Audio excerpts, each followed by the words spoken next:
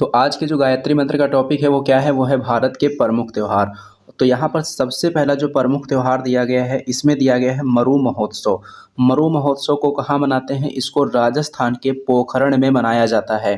राजस्थान के पोखरण में कौन सा महोत्सव मनाते हैं? मरु महोत्सव। नेक्स्ट पॉइंट है मेदराम जात्रा। मेदराम जात्रा जो त्यौहार है, इसको कहाँ मनाया जाता है? इसको तेलंगाना में मनाया जाता है। इसके बारे में एक फैक्ट याद रखना है कि ये जो है भारत का दूसरा सबसे बड़ा मेला है। और भारत का सबसे बड़ा मेला अगर पूछा जाएगा तो ये हो जाएगा कुंभ का मेला। देखो, भारत का सबसे बड़ा मेला है कुंभ का मेला, और भारत का दूसरा सबसे बड़ा मेला पूछेगा तो क्या बताएंगे? भारत का दूसरा सबसे बड़ा मेला हो जाएगा मेदराम जात्रा। और ये कहाँ मनाया जाता है? इसको तेलंगाना में मनाया जाता है। उसके बाद में नेक्स्ट पॉइंट है खजुराहो फेस्टिवल। खजुराहो फेस्टिवल कहाँ मनाया जाता है? ये मध्य प्रदेश में मनाया जाता है। और खजुराहो मंदिर भी कहाँ है? खजुराहो मंदिर भी मध्य प्रदेश में है। तो खजुराहो फेस्टिवल पूछे या खजुराहो मंदिर पूछे, दोनों का संबंध कहाँ से है? दोनों का संबंध मध्य प्रदेश से है। उसके बाद में नेक्स्ट पॉइंट है पुष्कर फेस्टिवल। पुष्कर फेस्टिवल कहाँ मनाते हैं? पुष्कर फेस्टिवल जम्मू कश्मीर में मनाया जाता है। और पुष्कर मेला कहाँ लगता है? पुष्कर मेला राजस्थान के अजमेर में होता है। तो थोड़ा सा डिफरेंस है, ये डिफरेंस आपको ज़रूर याद रखना है। फेस्टिवल पूछेगा तो क्या बताएंगे? फेस्टिवल पूछेगा तो जम्मू कश्मीर बताएंगे। मेला पूछेगा तो क्या बताएंगे? मेला पूछेगा तो अजमेर बताएंगे। अजमेर कहाँ पड़ता है? राजस्थान में। उसके बाद में नेक्स्ट पॉइंट ऊंट फेस्टिवल। ऊंट फेस्टिवल कहाँ मनाया जाता है? ये राजस्थान के बीकानेर में मनाया जाता है। नेक्स्ट पॉइंट है स्पुतिक गस्टर फेस्टिवल। स्पुतिक गस्टर फेस्टिवल कहाँ होता है? लद्दाख में होता है। इसके बारे में एक फैक्ट और याद रखना है कि जो स्पुतिक गस्टर फेस्टिवल है, इसको मुखौटा फेस्टिवल भी कहा जाता है। मुखौटा फेस्टिवल किसे कहते हैं? स्पुतिक गस्टर फेस्टिवल को कहते हैं। और ये जो स्पुतिक गस्टर फेस्टिवल है, कहाँ मनाया जाता है? ये लद्दाख में मनाया जाता है। उसके बाद में नेक्स्ट पॉइंट की बात करेंगे तो लोसर फेस्टिवल। लोसर फेस्टिवल कहाँ मनाया जाता है? लद्दाख में मनाया जाता है। हेमिश फेस्टिवल कहाँ मनाया जाता है? हेमिश फेस्टिवल लद्दाख में मनाया जाता है। और हेमिश के नाम से जो भारत का सबसे बड़ा नेशनल पार्क है, उसका नाम क्या है? Hamish national park. तुम लद्दाख से संबंधित 4 पॉइंट हमने आपको बताए हैं। पहला पॉइंट हमने बताया है मुखौटा फेस्टिवल, जिसको स्पुतिक गस्टर फेस्टिवल भी कहते हैं, और लोसर फेस्टिवल, और उसके बाद में हेमिश फेस्टिवल, और भारत का सबसे बड़ा national park Hemis national park. इन सभी का संबंध कहाँ से है? इन सभी का संबंध हो जाएगा लद्दाख से। उसके बाद में नेक्स्ट पॉइंट है लोसांग फेस्टिवल। लोसांग फेस्टिवल कहाँ मनाते हैं? लोसांग फेस्टिवल सिक्किम में मनाया जाता है। देखो, यहाँ पर थोड़ा सा डिफरेंस है, आपको ज़रूर याद रखना है। देखो, लोसर फेस्टिवल पूछेगा तो क्या बताएंगे? लद्दाख बताएंगे। लेकिन अगर वहीं लोसांग फेस्टिवल पूछते तो क्या बताएंगे? लोसांग फेस्टिवल पूछा जाएगा तो सिक्किम बताएंगे। उसके बाद में नेक्स्ट पॉइंट है हॉर्नबिल फेस्टिवल। ये जो हॉर्नबिल फेस्टिवल है, कहाँ मनाया जाता है? नागालैंड में मनाया जाता है। कहाँ पर? नागालैंड में। नेक्स्ट पॉइंट है मकर विलक्कू त्यौहार। मकर विलक्कू त्यौहार कहाँ होता है? केरल में होता है। ये जो त्यौहार है केरल के सबरीमाला मंदिर में मकर संक्रांति के दिन मनाया जाता है। तो ये जो अलग से जानकारी आपको बताई जा रही है, ये भी आपको पता होनी चाहिए। मकर विलक्कू त्यौहार कहाँ मनाया जाता है? केरल में मनाया जाता है। केरल के कौन से मंदिर में? सबरीमाला मंदिर में। और किस दिन मनाते हैं? तो मकर संक्रांति के दिन इसको मनाया जाता है। उसके बाद में नेक्स्ट पॉइंट है सिग्मो फेस्टिवल। सिग्मो फेस्टिवल कहाँ मनाया जाता है? इसको गोवा में मनाया जाता है। नेक्स्ट पॉइंट है वांचुआ फेस्टिवल। वांचुआ फेस्टिवल कहाँ होता है? वांचुआ फेस्टिवल असम में होता है। नेक्स्ट पॉइंट है त्रिशूर पूरम त्यौहार। त्रिशूर पूरम जो त्यौहार है, ये केरल में होता है। और ये किससे संबंधित है? ये भगवान शिव और देवी दुर्गा जी से संबंधित है। त्रिशूर पूरम त्यौहार कहाँ मनाते हैं? केरल में मनाते हैं। किससे संबंधित है? भगवान शिव और देवी दुर्गा जी से ये संबंधित है। नेक्स्ट पॉइंट की बात करेंगे तो नेक्स्ट पॉइंट यहाँ पर दिया गया है काला घोड़ा फेस्टिवल। काला घोड़ा फेस्टिवल पूछेगा तो मुंबई बताएंगे। और काला नमक फेस्टिवल पूछेगा तो क्या बताएंगे? सिद्धार्थनगर उत्तर प्रदेश। देखो, काला घोड़ा अगर फेस्टिवल पूछा जा रहा है तो क्या बताना है? मुंबई बताना है। काला नमक फेस्टिवल अगर पूछा जा रहा है तो क्या बताना है? सिद्धार्थनगर बताना है। सिद्धार्थनगर कहाँ है? उत्तर प्रदेश में। नेक्स्ट पॉइंट है बथुकम्मा फेस्टिवल। बथुकम्मा फेस्टिवल कहाँ होता है? ये तेलंगाना में होता है। और इसको फूलों का त्यौहार भी कहा जाता है। फूलों का त्यौहार किसे कहते हैं? बथुकम्मा फेस्टिवल को कहते हैं। बथुकम्मा फेस्टिवल कहाँ मनाया जाता है? तेलंगाना में मनाया जाता है। नेक्स्ट पॉइंट की बात करेंगे तो नेक्स्ट पॉइंट है थाई पुसम त्यौहार। थाई पुषम त्यौहार कहाँ मनाया जाता है? ये तमिलनाडु में मनाया जाता है। कहाँ पर? तमिलनाडु में। ये जो त्यौहार है किससे संबंधित है? ये त्यौहार भगवान मुरुगन से संबंधित है। और इस त्यौहार में कौन से रंग के कपड़े पहने जाते हैं? पीले रंग के कपड़े पहने जाते हैं। थाई पुषम त्यौहार कहाँ होता है? तमिलनाडु में। किससे संबंधित है? भगवान मुरुगन से संबंधित है।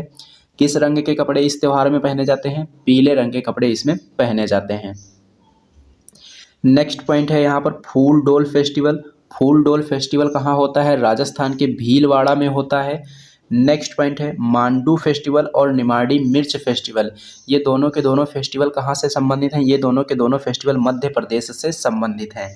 उसके बाद में उड़ीसा से संबंधित 3 पॉइंट हैं। सबसे पहला पॉइंट है धानु जात्रा फेस्टिवल, रज पर्व और नुआखाई फेस्टिवल। ये तीनों के तीनों फेस्टिवल कहाँ होते हैं? ये तीनों के तीनों उड़ीसा राज्य से संबंधित हैं। धानु जात्रा से संबंधित एक जानकारी याद रखनी है कि जो धानु जात्रा है यह भगवान श्री कृष्ण और मामा कंस की कहानी से संबंधित है। धानु जात्रा पूछेगा क्या बताएंगे? उड़ीसा बताएंगे। रज पर्व पूछेगा तो उड़ीसा बताएंगे। नुआखाई पूछेगा तो उड़ीसा बताएंगे। उसके बाद में एक पॉइंट और है जगन्नाथ रथ यात्रा। जगन्नाथ रथ यात्रा भी कहाँ से संबंधित है? ये उड़ीसा से ही संबंधित है। नेक्स्ट पॉइंट है cherry blossom festival. Cherry blossom festival कहाँ होता है? ये शिलोंग में होता है। हेरात फेस्टिवल कहाँ होता है? हेरात फेस्टिवल जम्मू कश्मीर में होता है। कहाँ पर? जम्मू कश्मीर में। उसके बाद में नेक्स्ट पॉइंट है हरेली। हरेली जो फेस्टिवल है ये छत्तीसगढ़ का है और हरेला फेस्टिवल कहाँ का है? हरेला जो है ये उत्तराखंड का है। देखो हरेली में अगर हम देखेंगे तो ई की मात्रा है, तो छत्तीसगढ़ जो राज्य है उसमें भी ई की मात्रा है। हरेला देखेंगे तो इसमें आ की मात्रा है और उत्तराखंड अगर देखेंगे तो इसमें भी आ की मात्रा है। तो इस तरीके से हम इसको याद रख सकते हैं। हरेली पूछेगा तो छत्तीसगढ़, हरेला पूछेगा तो उत्तराखंड। उसके बाद में next point Pongal festival. Pongal festival कहाँ होता है? तमिलनाडु में होता है। ओणम कहाँ होता है? ओणम होता है केरल में। देखिए ये जो दोनों के दोनों फेस्टिवल हैं इनमें कन्फ्यूज़न बनी रहती है। तो पोंगल का जो पा है अगर इसको हम उल्टा करके देखेंगे तो ये कैसा दिखाई देगा? ये ता के जैसा दिखाई देगा। तो पा को जब हम उल्टा करेंगे तो ये कैसा दिखाई देगा? ता के जैसा दिखाएगा। और ता को देखकर हम बता सकते हैं ये कौन से राज्य से संबंधित है? तमिलनाडु से संबंधित है। और अगर ये आपको पता होगा कि पोंगल तमिलनाडु का है तो ओणम कहाँ का हो जाएगा? केरल का हो जाएगा। इसमें जो कन्फ्यूज़न होती है वो कन्फ्यूज़न फ्री क्रिएट नहीं होगी। उसके बाद में छठ पर्व कहाँ का है? ये बिहार से संबंधित है। सरहुल फेस्टिवल कहाँ होता है? सरहुल फेस्टिवल ये झारखंड का है। ट्यूलिप फेस्टिवल कहाँ होता है? ट्यूलिप फेस्टिवल जम्मू कश्मीर में होता है। बोईता बंदना महोत्सव कहाँ का है? बोईता बंदना महोत्सव उड़ीसा से संबंधित है। कलपथी रथ महोत्सव कहाँ से संबंधित है? ये केरल से संबंधित है। बोनालू त्यौहार कहाँ का है? बोनालू त्यौहार तेलंगाना का है। कहाँ का है? तेलंगाना का। उसके बाद में नेक्स्ट पॉइंट की बात करेंगे तो नेक्स्ट पॉइंट यहाँ पर दिया गया है राष्ट्रीय युवा महोत्सव 2022 का आयोजन कहाँ पर हुआ था? पुदुचेरी में हुआ था। थय्यम उत्सव कहाँ मनाते हैं? थय्यम उत्सव केरल में मनाया जाता है। खारची मेला कहाँ लगता है? खारची मेला त्रिपुरा में लगता है। अट्टुकल पोंगल कहाँ का है? केरल का है। देखिए हमने अभी आपको क्या बताया था, केवल और केवल अगर पोंगल पूछा जाएगा तो क्या बताएंगे? केवल और केवल पोंगल पूछा जाएगा तो तमिलनाडु से संबंधित होगा। और अगर पूछा जाए अट्टुकल पोंगल तो अट्टुकल पोंगल हो जाएगा केरल का। नेक्स्ट पॉइंट है एप्पल फेस्टिवल। एप्पल फेस्टिवल कहाँ से संबंधित है? यह जम्मू कश्मीर से संबंधित है। नेक्स्ट पॉइंट की बात करेंगे राष्ट्रीय संस्कृति महोत्सव। राष्ट्रीय संस्कृति महोत्सव 2022 कहाँ पर हुआ है? राजमहेंद्रवरम आंध्र प्रदेश में हुआ है। अहरबल फेस्टिवल कहाँ होता है? अहरबल फेस्टिवल जम्मू कश्मीर में होता है। और अहरबल से संबंधित एक जानकारी आपको और पता होना चाहिए, अहरबल जलप्रपात जो है, अहरबल जलप्रपात ये जम्मू कश्मीर में ही है। और इसको जम्मू कश्मीर का क्या कहा जाता है? इसको जम्मू कश्मीर का नियाग्रा जलप्रपात के नाम से जाना जाता है। क्वेश्चन आपसे पूछा जा सकता है कि जम्मू कश्मीर का नियाग्रा जलप्रपात किसे कहते हैं? तो अहरबल जलप्रपात को कहते हैं। नौरोज फेस्टिवल का संबंध किससे है? नौरोज फेस्टिवल का संबंध है पारसी धर्म से। और ये पारसी धर्म का क्या है? पारसी धर्म का ये नववर्ष है। और नौरेह फेस्टिवल कहाँ होता है? ये जम्मू कश्मीर में होता है। हेलो दोस्तों, आप सभी का स्वागत है आपके अपने यूट्यूब चैनल लर्न विद एजे पर। दोस्तों आज की इस वीडियो में हम लोग 12 अप्रैल 2023 को जो कुमार गौरव सर के द्वारा करंट अफेयर्स की क्लास करवाई गई थी, उस क्लास का आज की इस वीडियो में हम लोग रिवीजन करने वाले हैं। दोस्तों जैसा कि आप लोग जानते ही हैं, ये जो अपनी क्लास रहती है रिवीजन क्लास रहती है और रोज़ सुबह 6 बजे करवाई जाती है। और दोस्तों इस क्लास की जो पीडीएफ है वो आपको हमारे टेलीग्राम चैनल पर मिल जाएगी। टेलीग्राम चैनल का जो लिंक है वो कमेंट बॉक्स में पिन कर दिया गया है, वहाँ पर जाके आप क्लिक करके हमारे टेलीग्राम चैनल को ज्वाइन कर सकते हैं और वहाँ से इसकी पीडीएफ प्राप्त कर सकते हैं। तो चलिए दोस्तों शुरू करते हैं आज की अपनी इस क्लास को और देख लेते हैं आज का अपना पहला क्वेश्चन। आज का फर्स्ट क्वेश्चन है कि मोहम्मद बहुउद्देशीय जो बांध परियोजना है इसका संबंध किस देश से है? तो इसका संबंध है पाकिस्तान से। और ये जो परियोजना है पाकिस्तान में कहाँ पर है? पाकिस्तान के पेशावर में है। और इसमें सहयोग किसके द्वारा किया जा रहा है इस बांध को बनाने में? तो सऊदी अरब के द्वारा सहयोग किया जा रहा है इस बांध में। और कितने रुपए का सहयोग किया जाएगा? तो बताना है कि $40 मिलियन का इसमें सहयोग दिया जा रहा है। किसके द्वारा? सऊदी अरब के द्वारा। अगर पूछा जाए कि इसके द्वारा कितनी बिजली का उत्पादन किया जा सकता है, तो इसके द्वारा 800 मेगावाट बिजली का उत्पादन किया जा सकता है। मेन पॉइंट हमको यहाँ से बस ये याद रखना है कि जो मोहम्मद बहुउद्देशीय बांध परियोजना है किस देश में है? पाकिस्तान के पेशावर में है। सेकंड क्वेश्चन की बात करेंगे तो सेकंड क्वेश्चन दिया गया है भोरोक्षा ऐप। ये जो भोरोक्षा ऐप है इसको किसने लॉन्च किया है? इसको जो है राष्ट्रपति द्रौपदी मुर्मू जी के द्वारा लॉन्च किया गया है। क्यों लॉन्च किया गया है? इसका उद्देश्य क्या है? तो महिला सुरक्षा के लिए इसको लॉन्च किया गया है। और ये जो ऐप है किसके द्वारा तैयार किया गया है? ये ऐप जो है गुवाहाटी हाई कोर्ट के द्वारा तैयार किया गया है। और इसके लिए जो जब महिलाएं इमरजेंसी में होंगी तो कोई दिक्कत होगी तो उनके लिए एक हेल्पलाइन नंबर भी दिया गया है। हेल्पलाइन नंबर क्या है? 181 जो है ये हेल्पलाइन नंबर है। और इमरजेंसी में क्या क्या किया जा सकता है इस ऐप के माध्यम से? तो लोकेशन शेयर की जा सकती है और कॉन्टैक्ट अपना शेयर किया जा सकता है। और इसके लिए जो है किसी भी प्रकार के इंटरनेट की आवश्यकता नहीं होगी कि इंटरनेट अगर चालू है तभी लोकेशन शेयर कर सकते हैं, ऐसा नहीं है। इसके लिए इंटरनेट की कोई आवश्यकता नहीं है। तो भोरोक्षा ऐप जो है किसने लॉन्च किया है? राष्ट्रपति द्रौपदी मुर्मू जी ने लॉन्च किया है। किस उद्देश्य से? महिला सुरक्षा के उद्देश्य से इसको लॉन्च किया गया है। और ये ऐप तैयार किसने किया है? तो गुवाहाटी हाई कोर्ट ने इस ऐप को तैयार किया है।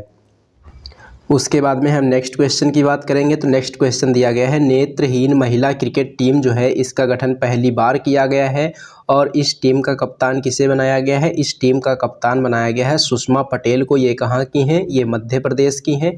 और ये जो नेत्रहीन महिला क्रिकेट टीम है इसका पहला मुकाबला कौन से देश के साथ में होने वाला है? नेपाल के साथ में होने वाला है। नेक्स्ट क्वेश्चन की बात करेंगे तो नेक्स्ट क्वेश्चन दिया गया है कि नेशनल सिक्योरिटीज डिपॉजिटरी की वित्त वर्ष 2022-23 की रिपोर्ट के अनुसार भारत में सर्वाधिक एफपीआई प्रवाह किन देशों से हुआ है? नेशनल सिक्योरिटीज डिपॉजिटरी की वित्त वर्ष 2022-23 की रिपोर्ट के अनुसार भारत में सर्वाधिक एफपीआई प्रवाह किन देशों से हुआ है? तो पहले नंबर पर अमेरिका है, दूसरे नंबर पर सिंगापुर है और तीसरे नंबर पर लक्समबर्ग है। और जो रिपोर्ट जारी की गई है इस रिपोर्ट का नाम क्या है? इस रिपोर्ट का नाम है असेसमेंट अंडर कस्टडी रिपोर्ट। सर्वाधिक गिरावट किस देश में देखने को मिली है? तो मॉरिशस में। और सर्वाधिक वृद्धि किस देश से देखने को मिली है? तो नॉर्वे से देखने को मिली है। क्वेश्चन यहाँ से कैसे कैसे पूछा जा सकता है? सबसे पहला क्वेश्चन है कि असेसमेंट अंडर कस्टडी रिपोर्ट किसने जारी की है? तो ये जो है नेशनल सिक्योरिटी डिपॉजिटरी के द्वारा जारी की गई है। और इसमें सर्वाधिक गिरावट किसकी है? मॉरिशस की है। और सर्वाधिक वृद्धि किस देश की है? नॉर्वे की है। उसके बाद में नेक्स्ट क्वेश्चन की बात करेंगे तो नेक्स्ट क्वेश्चन दिया गया है निर्वाचन आयोग से संबंधित। अभी हाल ही में निर्वाचन आयोग के द्वारा क्या किया गया है? कुछ पार्टियों का राष्ट्रीय पार्टी का जो दर्जा था उसको समाप्त कर दिया गया है और एक पार्टी को राष्ट्रीय पार्टी का दर्जा दे दिया गया है। तो 3 राष्ट्रीय पार्टियां जो थी उनका दर्जा समाप्त किया गया है और इनका नाम क्या है? तृणमूल कांग्रेस पार्टी, भारतीय कम्युनिस्ट पार्टी और राष्ट्रवादी कांग्रेस पार्टी। इन 3 पार्टियों से राष्ट्रीय पार्टी का दर्जा छीन लिया गया है, यानी कि दर्जा समाप्त कर दिया गया है। ऐसा किसके तहत किया गया है? ऐसा किया गया है चुनाव चिन्ह आदेश 1968 के तहत। और आम आदमी पार्टी को राष्ट्रीय पार्टी का दर्जा दे दिया गया है। और ऐसा किसके तहत किया गया है? ऐसा किया गया है जनप्रतिनिधित्व अधिनियम 1951 के तहत। उसके बाद में नेक्स्ट क्वेश्चन की बात करेंगे तो नेक्स्ट क्वेश्चन है कि राज्य ऊर्जा दक्षता सूचकांक 2021-22 की फ्रंट रनर श्रेणी में कितने राज्यों को शीर्ष स्थान प्राप्त हुआ है? राज्य ऊर्जा दक्षता सूचकांक 2021-22 की फ्रंट रनर श्रेणी में कितने राज्यों को शीर्ष स्थान प्राप्त हुआ है? तो 5 राज्यों को शीर्ष स्थान इसमें प्राप्त हुआ है। ये जो है राज्य ऊर्जा दक्षता सूचकांक किसने जारी किया है? तो नवीकरणीय मंत्रालय के मंत्री आर.के. सिंह के द्वारा इसको जारी किया गया है। और इस सूचकांक को बनाया किसके द्वारा गया है? तो ऊर्जा दक्षता ब्यूरो के द्वारा इसको बनाया गया है। ऊर्जा दक्षता ब्यूरो की स्थापना कब हुई थी? वर्ष 2002 में हुई थी। अधिनियम कौन सा है? अधिनियम 2001 का है। उसके बाद में नेक्स्ट क्वेश्चन है कि एशियाई गिद्धों के लिए दुनिया का पहला संरक्षण व प्रजनन केंद्र कहाँ पर स्थापित किया गया है? एशियाई गिद्धों के लिए दुनिया का पहला संरक्षण व प्रजनन केंद्र कहाँ पर स्थापित किया गया? महाराजगंज उत्तर प्रदेश में। और इसका नाम क्या है इस संरक्षण एवं प्रजनन केंद्र का? तो जटायु संरक्षण एंड प्रजनन केंद्र इसका नाम है। एशियाई गिद्ध की बात करेंगे तो इसको रेड हेडेड वल्चर के नाम से जाना जाता है और गिद्धों का राजा भी कहा जाता है। उसके बाद में अगर पूछा जाए कि इसको वर्ष 2007 में जो IUCN की जो रेड डाटा लिस्ट जारी की जाती है उसमें गंभीर रूप से संकटग्रस्त जो प्रजातियों की सूची है उसमें एशियाई गिद्ध को शामिल किया गया था। कब? 2007 में। पूछा जाता है कि रेड डाटा लिस्ट कौन जारी करता है? तो रेड डाटा लिस्ट जो है ये IUCN के द्वारा जारी की जाती है। नेक्स्ट पॉइंट है बैसाखी महोत्सव। बैसाखी महोत्सव कहाँ मनाया गया? जम्मू कश्मीर में। और किस समुदाय के द्वारा? डोगरी समुदाय के द्वारा। नेक्स्ट क्वेश्चन है operation cookie monster. Operation cookie monster जो है किसके द्वारा चलाया गया? अंतर्राष्ट्रीय पुलिस के द्वारा चलाया गया है। और किसके खिलाफ चलाया गया था? ये साइबर अपराधियों के खिलाफ चलाया गया था। किस वर्ष चलाया गया था? 2018 में चलाया गया था। तो अभी चर्चा में क्यों है? अभी चर्चा में इसलिए है क्योंकि जेनेसिस मार्केट पर इसके द्वारा कब्जा कर लिया गया है। उसके बाद में नेक्स्ट क्वेश्चन की बात करेंगे तो नेक्स्ट क्वेश्चन दिया गया है राष्ट्रीय सुरक्षित मातृत्व दिवस। राष्ट्रीय सुरक्षित मातृत्व दिवस प्रतिवर्ष कब मनाते हैं? 11 अप्रैल को मनाते हैं। इसकी घोषणा 2003 में हुई थी। घोषणा किसके द्वारा की गई थी? तो व्हाइट रिबन इंडिया के द्वारा इसकी घोषणा की गई थी। तो दोस्तों करंट अफेयर्स के क्वेश्चंस का हमने रिवीजन कर लिया है। अब हम लोग देखेंगे लल्लन टॉप प्रश्नों को, क्योंकि बीच बीच में जो लल्लन टॉप प्रश्न करवाए जाते हैं वो प्रश्न मोस्ट इंपॉर्टेंट होते हैं, इसलिए लल्लन टॉप प्रश्नों को हमने सबसे लास्ट में लिख रखा है और इनका रिवीजन अब हम लोग करने वाले हैं। तो लल्लन टॉप प्रश्नों में यहाँ पर अपना सबसे पहला पॉइंट दिया गया है कि नहरों का देश किस देश को कहा जाता है? नहरों का देश कहते हैं पाकिस्तान को। तुलबुल परियोजना कौन सी नदी पर है? ये झेलम नदी पर है। और झेलम नदी को वेदों में क्या कहा गया है, या फिर कह सकते हैं कि झेलम नदी का नाम वैदिक काल में क्या था? तो इसका नाम था वितस्ता। झेलम नदी का वैदिक काल में नाम क्या था? वितस्ता। दुलहस्ती परियोजना, बगलीहार परियोजना और रैटल परियोजना, ये तीनों की तीनों परियोजनाएं जो हैं कौन सी नदी पर निर्मित हैं? ये चेनाब नदी पर है। जांगमू परियोजना कौन सी नदी पर है? जांगमू परियोजना जो है ब्रह्मपुत्र नदी पर है। और ब्रह्मपुत्र नदी को तिब्बत में क्या कहा जाता है? सांगपो के नाम से जाना जाता है। चेनाब नदी के बारे में भी पूछा जाता है कि चेनाब नदी को वेदों में क्या कहा गया है? तो इसको अस्किनी कहा गया है। उसके बाद में सिंधु जल समझौता, इससे संबंधित 3 प्रश्न याद रखने हैं। ये कब हुआ था? तब बताना है कि 1960 में हुआ था। किस किस के बीच हुआ था? तो भारत और पाकिस्तान के बीच में हुआ था। और ये समझौता किसने करवाया था? या फिर पूछा जाता है कि ये समझौता किसकी मध्यस्थता में हुआ था? तो ये विश्व बैंक की मध्यस्थता में हुआ था। रावी नदी का वैदिक काल में क्या नाम था? रावी नदी का वैदिक काल में नाम था परुष्णी। हाई कोर्ट को रिट जारी करने का अधिकार कौन से आर्टिकल में दिया गया है? आर्टिकल नंबर 226 में दिया गया है। नेक्स्ट पॉइंट है कि क्षेत्रीय भाषा में निर्णय जारी करने वाला पहला हाई कोर्ट कौन सा हाई कोर्ट बन गया है? तो ये केरल हाई कोर्ट है। और किस भाषा में निर्णय जारी किया है? मलयालम भाषा में इसने निर्णय जारी किया है। प्रहरी ऐप किसने लॉन्च किया है? इसको बॉर्डर सिक्योरिटी फोर्स के द्वारा लॉन्च किया गया है। ई कुंभ ऐप किसने लॉन्च किया? राष्ट्रपति द्रौपदी मुर्मू जी ने लॉन्च किया। नेक्स्ट पॉइंट है कि घर जो ऐप है किसने लॉन्च किया है? राष्ट्रीय बाल संरक्षण आयोग ने लॉन्च किया है। जलदूत ऐप किसके द्वारा लॉन्च किया गया है? जलदूत ऐप जो है ये ग्रामीण विकास मंत्रालय के द्वारा लॉन्च किया गया है। स्केल ऐप किसने लॉन्च किया है? चमड़ा उद्योग से ये संबंधित है। स्केल ऐप का संबंध किससे है? स्केल ऐप का संबंध चमड़ा उद्योग से है। गरुड़ ऐप किसने लॉन्च किया है? इसको निर्वाचन आयोग ने लॉन्च किया है। सारथी ऐप किसने लॉन्च किया है? इसको सेबी ने लॉन्च किया है। नेक्स्ट क्वेश्चन की बात करेंगे तो नेक्स्ट पॉइंट है कि WPL 2023 यानी कि महिला प्रीमियर लीग 2023 की विजेता टीम कौन सी है? मुंबई इंडियंस है। और मुंबई इंडियंस टीम की कप्तान कौन थी? हरमनप्रीत कौर थी। और ये जो WPL 2023 हुआ है इसमें कितनी टीमों ने हिस्सा लिया था? इसमें 5 टीमों ने हिस्सा लिया था। उसके बाद में नेक्स्ट पॉइंट है कि आईसीसी पुरुष test cricketer of the year किसे चुना गया है? बेन स्टोक्स को चुना गया है, ये इंग्लैंड के खिलाड़ी हैं। One day cricketer of the year Babar Azam को चुना गया है, ये पाकिस्तान के खिलाड़ी हैं। T20 cricketer of the year Surya Kumar Yadav को चुना गया है, ये भारत के खिलाड़ी हैं। Spirit player of the year Asif Sheikh को चुना गया है, नेपाल के खिलाड़ी हैं। नेक्स्ट पॉइंट है कि नेपाल के वर्तमान राष्ट्रपति कौन है? तो रामचंद्र पौंडेल हैं। आईसीसी अंडर 19 T20 महिला विश्व कप 2023 का आयोजन कहाँ पर किया गया? दक्षिण अफ्रीका में। विजेता कौन है? भारत है। और उप विजेता कौन है? इंग्लैंड है। और ये जो आईसीसी अंडर 19 T20 महिला विश्व कप हुआ है, ये पहली बार आयोजित किया गया है। नेक्स्ट पॉइंट है कि आईसीसी पुरुष T20 विश्व कप 2022 का विजेता कौन बना है? इसका विजेता बना है इंग्लैंड। किसको हराकर? पाकिस्तान को हराकर। एफपीआई का फुल फॉर्म होता है फॉरेन पोर्टफोलियो इन्वेस्टमेंट और एफडीआई का फुल फॉर्म होता है फॉरेन डायरेक्ट इन्वेस्टमेंट। वर्ष 2022 में भारत में जो बाघ की आबादी है कितनी हो गई है? 3167 हो गई है। नेक्स्ट पॉइंट है बांदीपुर नेशनल पार्क कहाँ है? बांदीपुर नेशनल पार्क कर्नाटक में है।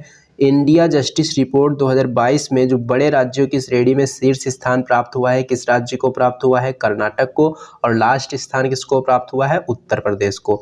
छोटे राज्यों में शीर्ष स्थान किसको मिला है? छोटे राज्यों में शीर्ष स्थान मिला है सिक्किम को। दुनिया का 9वां सबसे व्यस्त एयरपोर्ट कौन सा एयरपोर्ट है? ये इंदिरा गांधी एयरपोर्ट है। कहाँ है? नई दिल्ली में है। निर्वाचन आयोग की स्थापना कब हुई थी? 25 जनवरी 1950 को हुई थी, इसीलिए 25 जनवरी को राष्ट्रीय मतदाता दिवस भी मनाते हैं।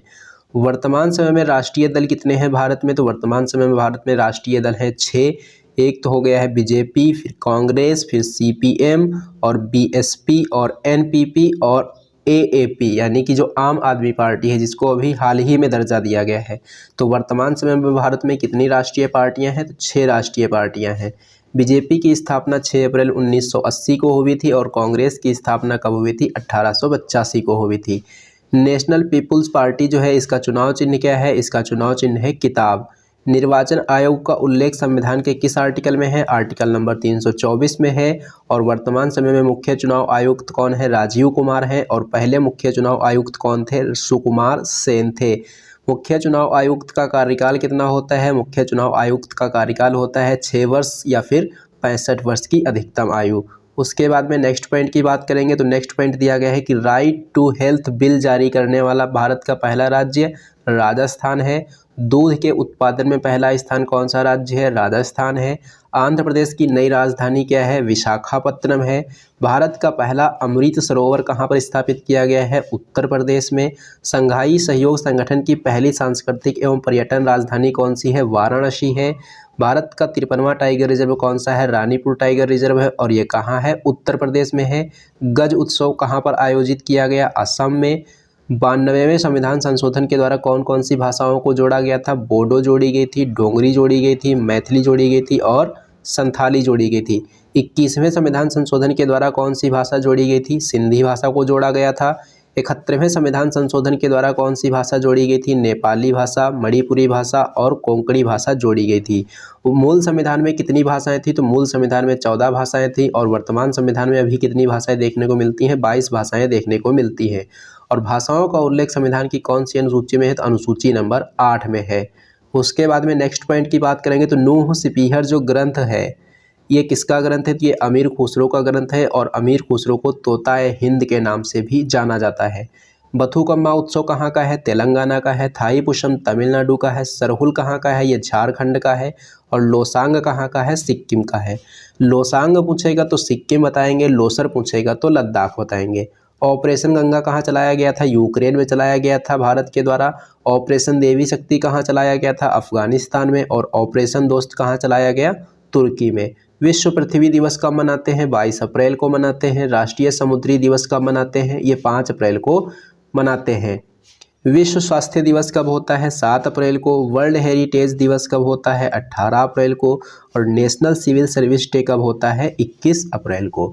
तो दोस्तों ये था आज का आपका सेशन। ये सेशन आपको कैसा लगा है कमेंट बॉक्स में कमेंट करके ज़रूर बताना। अगर ये सेशन आपको पसंद आया हो तो इसे लाइक करना और इसे अपने दोस्तों में ज़्यादा से ज़्यादा शेयर भी करना। और हाँ दोस्तों, अगर आप लोगों ने अभी तक हमारे चैनल को सब्सक्राइब नहीं किया है तो चैनल को सब्सक्राइब कर लेना और बेल आइकन पर क्लिक करके ऑल पर ज़रूर क्लिक कर लेना, जिससे कि इस चैनल पर जब भी कोई वीडियो अपलोड की जाए तो उसका नोटिफिकेशन आपको सबसे पहले मिले। तो चलिए दोस्तों, मिलते हैं हम लोग एक नेक्स्ट वीडियो में।